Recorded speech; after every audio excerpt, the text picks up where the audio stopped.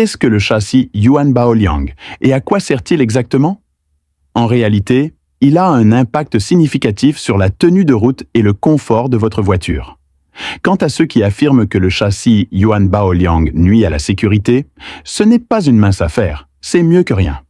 Aujourd'hui, nous allons expliquer en détail les principes et les types de châssis Yuan Baoliang, en utilisant des termes que même les collégiens peuvent comprendre.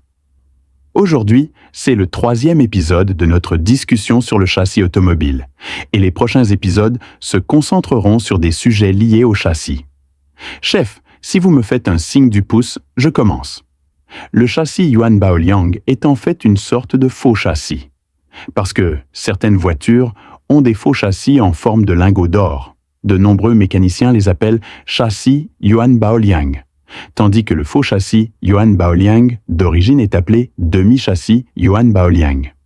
Sa fonction principale est de servir de base de montage au système de suspension indépendante. Toutes les roues avant de nos voitures familiales sont équipées d'une suspension indépendante McPherson à double triangulation, ce qui explique la présence d'un faux châssis sous le moteur. Si les roues arrière sont équipées de double triangulation ou d'une suspension multibras, ce type de suspension indépendante nécessite également un faux châssis. En revanche, les suspensions non indépendantes, comme les ressorts de torsion des voitures économiques et la suspension à poutre intégrée des SUV, ne nécessitent pas de faux châssis, ou seulement un faux châssis partiel. De plus, ce système filtre les vibrations causées par le rebond des roues. C'est pourquoi le faux châssis et les panneaux de carrosserie sont souvent reliés par des bagues en caoutchouc flexibles afin d'éviter la transmission des vibrations au châssis. Certains faux châssis, haute performance et SUV disposent de points de liaison rigides directs supplémentaires. La plupart des points de liaison du faux châssis au plancher étant reliés par des bagues en caoutchouc, dans quelle mesure cela améliore-t-il la résistance structurelle globale du véhicule? L'amélioration n'est pas totalement absente, mais elle est très limitée.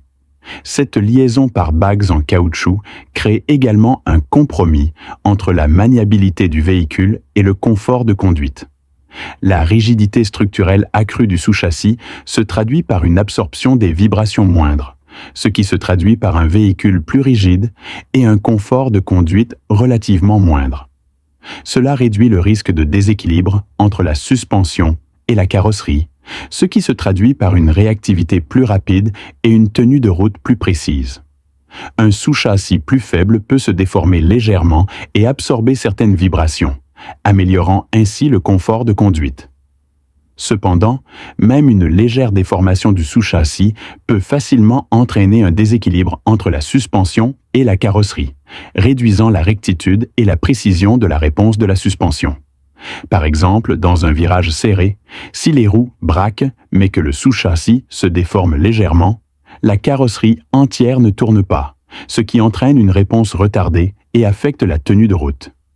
Certains sous-châssis haute résistance sont également utilisés pour le montage des klaxons moteurs, permettant au sous-châssis d'absorber les vibrations et le bruit du moteur.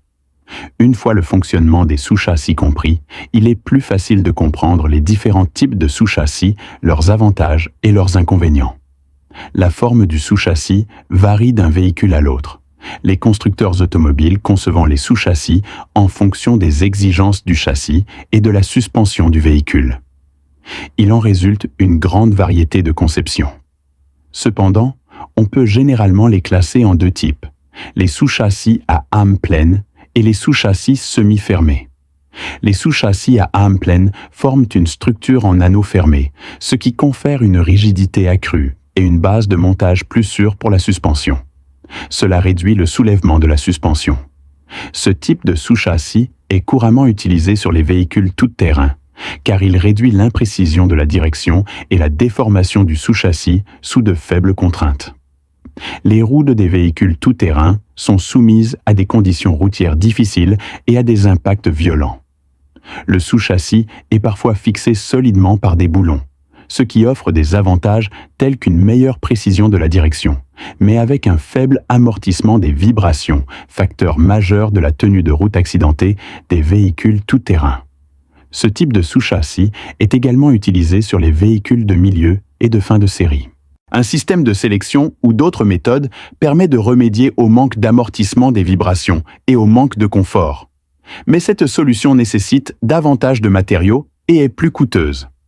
Le deuxième type est le support latéral semi-hélicoïdal. Ce type de support latéral est disponible en différentes formes, notamment en U et en H. Comparé aux suspensions latérales entièrement hélicoïdales, ce type de suspension présente une rigidité structurelle inférieure et un débattement de suspension relativement plus important. Si la tenue de route est certes inférieure, il offre un meilleur amortissement des vibrations et un confort accru. Les modèles milieu et entrée de gamme utilisent des suspensions latérales semi-hélicoïdales, offrant un meilleur équilibre entre tenue de route, confort et prix. La suspension Yuan Baoliang, la plus courante, reste une suspension semi-hélicoïdale, mais elle est supérieure à la suspension partielle, ce qui en fait une option plus économique pour les voitures familiales. Bien que cela n'affecte pas significativement la sécurité en cas de collision reposant principalement sur des structures telles que les longerons et les poutres anti-collision, cela affecte la tenue de route. Les virages à grande vitesse ou les courbes continues sont moins efficaces. Cependant, cette suspension reste parfaitement adaptée au trajet quotidien. Son impact est minime. Outre la structure, le matériau affecte également les performances du sous-châssis. Les matériaux couramment utilisés sont l'acier et l'alliage d'aluminium. Les trains roulants en acier sont moins chers, ce qui explique l'inconvénient de la plupart des voitures familiales. Ils sont plus lourds, pesant généralement entre 30 et 50 kg. Cela les rend plus chers, plus sensibles à la rouille et moins capables d'amortir les vibrations.